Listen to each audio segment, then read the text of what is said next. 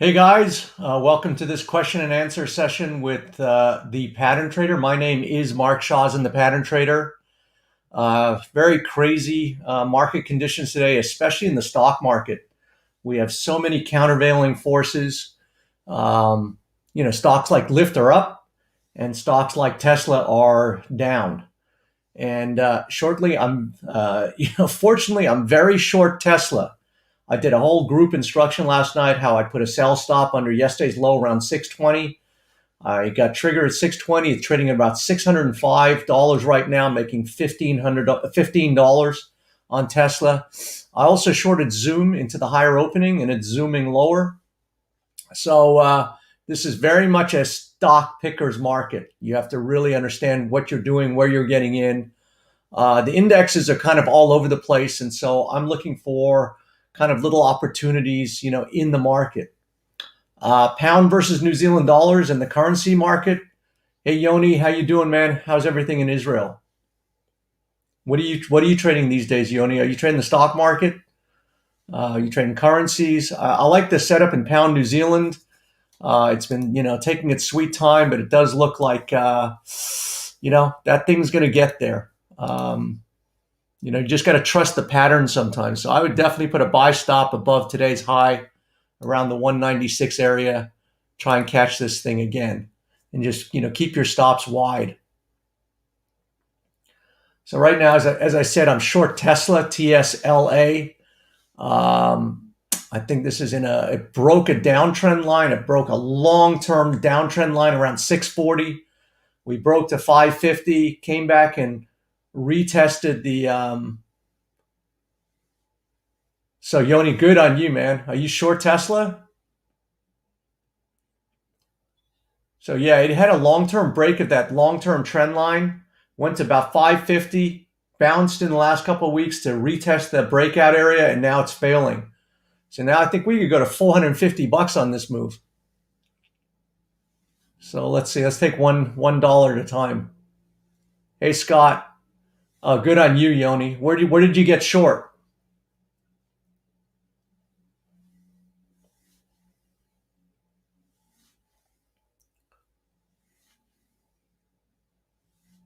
So I got short right around yesterday's low. I put a sell stop at 620, and I just kept adding to my positions. I've got a huge position right now in Tesla, so I'm just hoping this thing is just going to get taken to the woodshed.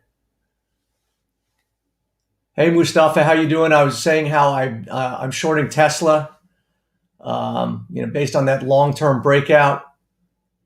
Oh, so you got short. Okay. Good on you. You only got short. So there were two little reversal bars yesterday and the day before with a low around 620, 621. I just put a sell stop right under there. I said if we made a new low, probably break under there. And, we're breaking apart today. I think there's some SEC news with Elon Musk. I don't really care. This thing has got a technical breakout. Hey Ali, how you doing, man? Yes, all is fair. Still struggling with some physical injuries here. Um, what else is going on? I bought some puts on Apple. Apple's, hanging on this long-term uptrend line. So Tesla crashed through it. The indexes are kind of still above it. So there's this relationship with this long-term trend line. And these markets are kind of dancing around this long-term trend line. Some are breaking below, some are still above. And Apple is just hanging on by dear life, above this trend line. And I think that if it gets under here, there's going to be a room underneath there. Unfortunately, I bought some options. This is a short week, so I don't have much time for this thing to giddy up and get going. So we'll see where that ends up by the end of the day. But right now, I'm short Zoom and heavily short Tesla and long pound versus New Zealand dollar. So those to me are really good risk reward trades. Everything else is just kind of all over the place. It's kind of a head spinning marketplace. So Scott says, I also bought some Apple puts yesterday. So I don't know if you bought this week. It's a short week. It was looking good yesterday, and now we bounced, and every bounce is bad for these options. So I got the 124 and 123. I don't know if it's going to get there. It's let's see what happens today. Need a big freaking reversal today.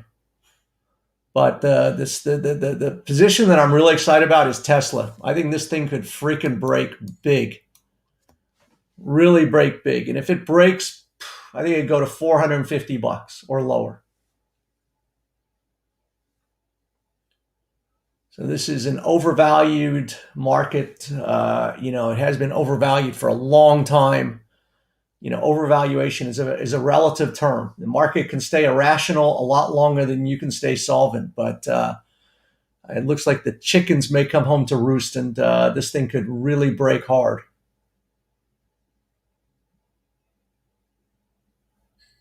So Mustafa says, amazing, your email on Tesla and then going down is exactly what happened. Yeah, so I did a group yesterday, Mustafa, and we analyzed Tesla, and I said, the risk reward to me was really good in this thing. So I loaded up. I've got about 6,000 shares short. So, and it's down about $20 today.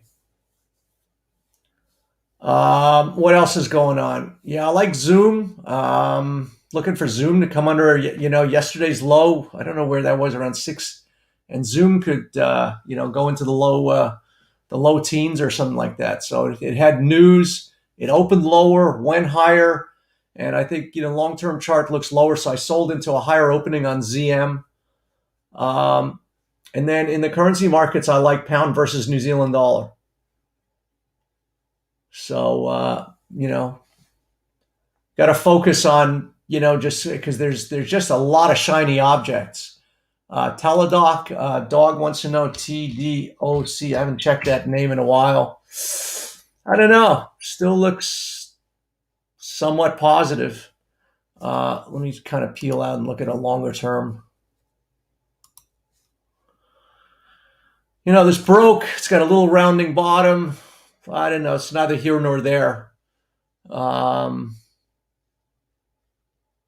Yeah, I don't know. It's at a difficult juncture. I couldn't tell. It's still creeping upward, but I could tell. I could see if it. So John's in the euro versus Japanese yen. So yeah, those pairs seem like the path of least resistance is higher. We've got I think there's a ton of resistance right here in these Japanese yen pairs. But that doesn't mean you should short them. That just means they could hang out here for a long time. So Farron says, indexes had key reversals. Yeah, they did, but there was no follow through today, Farron. So I want to see how sometimes when you see the reversals, you want to see if, how the market plays. And if the market kind of puts on a little inside day bar here and holds, and then tomorrow it keeps going higher, those reversals don't really matter. So, I would say you can't look at the reversals in a vacuum. You got to look at it in a context with, everything else. And right now, the indexes are sideways. They're higher to sideways. So, anticipating when they're going to turn and that kind of thing. Let's see. If they break today out of those reversals, then that'll give us some information. But now they're kind of just hanging up here. So there's no follow through from that reversal. So that doesn't mean there isn't going to be. It's just a little bit tricky. The indexes are a nightmare right now. Just, they're, sideways to higher.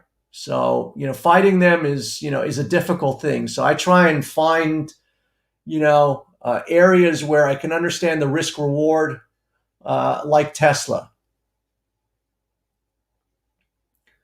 So Mustafa says, I'm short on NASDAQ, long pound New Zealand, still believe the NASDAQ. Well, Mustafa, NASDAQ may collapse. It probably will. But like I said, the market can stay irrational a lot longer than you can stay solvent. So you got to be, just aware of fighting these trends. So I don't know. It's huddled up here. We'll see. I think that we're at a, very key, and it's, it's also along this resistance line. So it's above the line that I'm talking about with Tesla, and Tesla's below it. So each thing has its own relationship. So I'd say about 310 on the NASDAQ, Mustafa. If we get there, then I think we're going to get, but I don't know where it goes from here, to tell you the truth. It could, up, down, sideways. It's kind of a losing battle to fight these things right now. Yeah, it's very difficult to tell. I could make the case either way.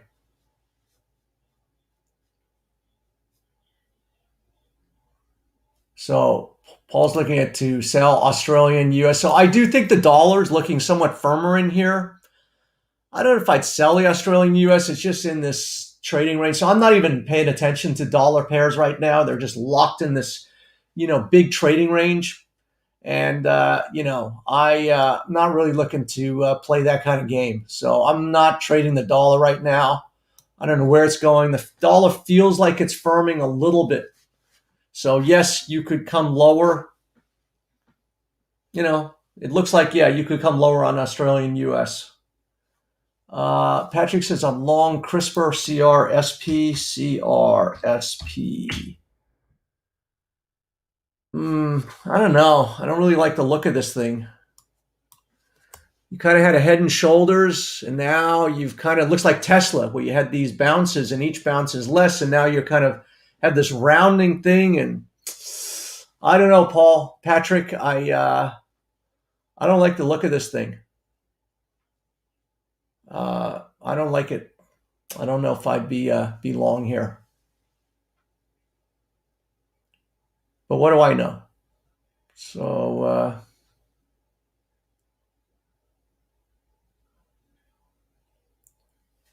EOG in the energy space.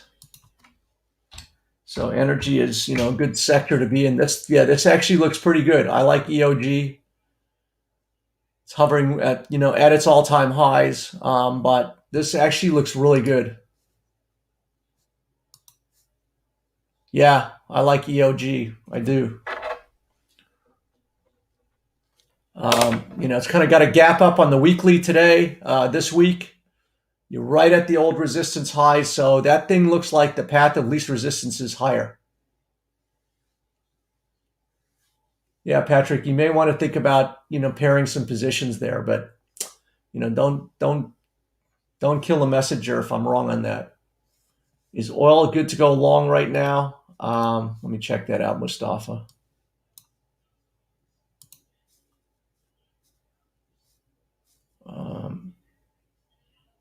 Oil.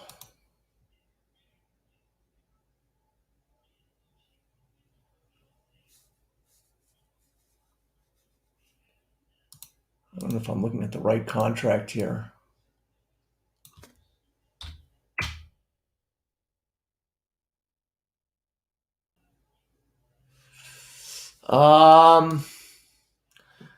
Yeah, I mean, oil's breaking out to new highs here. The next resistance is at $75. So it does look like it is going higher. Inflation is definitely with us. So yeah, oil looks like it is going higher. I don't know if I should take some profits on this Tesla here.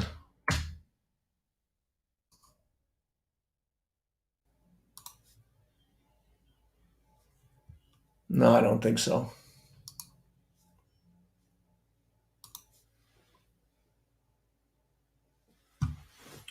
Do you see Bitcoin going lower? I have no clue about Bitcoin. So I was thinking about my recent trades. So last week I made $1.1 million in 2 days on Beyond Meat, BYND. I had a feeling, it was because it was as much as what it was doing as much as what it didn't do. So Beyond Meat, to my mind, formed these huge bearish price patterns, and then it cratered through this long-term neckline around $113. And then when it went to about $100 and then started to just stop going down and started creating this rounding bottom. And then it poked its nose back above the 113 neckline. It was trading about $120. And I had a feeling that this was a trap, a short squeeze, that anybody who tried to, sell it under that 113 neckline now was stuck down there. So I had a feeling that this was going to turn into a short squeeze situation. And then, I don't know, it was last Tuesday or so, there was a little small inside day bar. One day it went from 116 to about 120. So you had this very narrow range day. And the very next day I committed, I'm just going to buy, if this thing breaks above that narrow range day bar. In fact, I was so excited, I started buying the shares in the pre-market session. They were trading about $121, up about $1 for the day. And I started buying the shares because you can't buy options until the regular session starts. And then as the regular session started, the stock was up about $3. It was trading about 123. So I bought the 125 and the 126 call options for about $1.50. And 2 days later, that stock was trading above $150. And those call options went from $150 to about $24. And between the shares and the options, I made over $1 million in 3 days. But I was trying to think about that trade. And then recently I shorted QuantumScape and I made almost, a buck in that thing. And then earlier this year, I bought Lyft at $44. And then, I sold gold at $19.50 and it went to $16.50. And I was thinking about those, half a dozen trades, because that's usually what it comes down to. And I've actually had way more huge winning trades so far this year. I look for like 3 big trades a year. I've had like 5 big trades in the last 3 months. But, and the thing, that I found in common with all of those trades, it's like, what is the common theme? When I think about Lyft, when I got in, when I think about QuantumScape, it was like when I saw those opportunities, I felt like I had little to no risk, that the patterns were mature enough, that enough had gone on, and then I reduced it to a certain set of bars and price action. And when I see certain setups, like Beyond Meat, when I got in at 121 on Tuesday, my risk was 116. So I had like a $4 or $5 risk for, and I didn't know what the upside was, but if you could, to me, I think I've started to, think about trading, and why people maybe, go wrong is that most people think in terms of entry. Where do I get in? And then when I get in, how much am I going to make? But to me, it's like, if I can dial in and get comfortable with my risk, if I can short QuantumScape at 37 and understand my risk is like 38 and a half, nothing, then I can take a bigger position knowing that my risk is very small. When I got into Lyft in January at $45, my risk I felt was like $1 or $2. I felt like there was no risk when I entered. And it turned out it was true. So I was able to take a bigger position because I could see that if it went under 44, if it went just $2 lower, I just get out. And so all of these things I could drill down to the point where I understood my risk, and I understood my risk at that time was very low. So it allowed me to put on a bigger position. But it was understanding the risk. I didn't know where those positions were going to go after that. I didn't know when I bought Lyft at 45, it was going to go to 65. I didn't know when I shorted QuantumScape at 42, it was going to go to 24. I didn't know last week when I bought Beyond Meat at 21, it was going to go to 152 in 2 days. What I really felt I knew, what I could control was my risk. So by understanding and controlling my risk, then the market was going to do whatever it was going to do. I don't know when a market's going to go higher or lower. I don't know how much or whatever. Those are unknowns. But what I could understand was what I felt was my risk in all of those positions. That when I got in, I could understand, that my risk was very low relative to my reward. Now, like in contrast with like gold or pound New Zealand in the last couple of days. So I got out of my gold positions, and I think, maybe gold's going higher. But I can't take the same kind of positions that I did on other things, because my risk could be, it could go $20, $30 lower before it goes higher. I can't see, an area where I'm as comfortable with my risk reward. And it's the same thing with pound New Zealand. I've been sitting in these positions in pound New Zealand, kind of relatively small positions for me. Just because pound New Zealand is trading in these 500 pip ranges. But I know that's, more and more that risk is being drilled out. And even like today, yesterday an inside day bar, today you had an inside day bar. So the risk is getting more and more quantifiable. So now I can load up in pound New Zealand feeling comfortable that I understand a little bit better where my risk is. Before my risk was 500 pips. Now it's getting lower. And I know if I get in here, I've got a pretty good chance of being, right in the momentum and my risk being much smaller. So it's all about getting comfortable with the risk. Once you understand the risk, then the rest of the trade will take care of itself. So John says, I'm long gold. Do you think it's, so I've just had a visceral feel. I told our members to hop out of gold, not because there was anything. I just felt like, yeah, I just wasn't comfortable. I just felt like, it was going to stall out. And let's see what's going on in gold. So gold still looks like, long term, it's, going higher. And I should be in gold. I mean, it broke out and what have you. I'm just going to let it do more work. So sometimes, you just need to let more history go by. And even if you miss some of it, in order to kind of get a more quantifiable, trading thing. So gold, it's a pick 'em right now. It could go up, it could go lower $20. I don't feel put it this way. I don't feel like, I'm as comfortable getting in here as I did in Beyond Meat last week, or shorting QuantumScape, 2 weeks ago, or buying Lyft, at $44 and understanding that I had little to no risk. Here, this thing could trade down to 1840 before it goes to 1950. So, once I kind of feel like, okay, it's all over, then, I might play around in there. I might just take a shot just to, kind of have something on board. But I'm not going to do, the kind of, trades that I do, where I load them up. So Gareth says Tesla is selling off, or will it still return to 660? So I don't think it's going to return to 660. I think it broke out of that long-term trend line around 640. It went to 550. Last week, it went back up to 630, 640. So kind of had that a retest of that breakout. And now you're coming back down. So I don't know, man. You start poking your nose under 600, this thing could go to 450.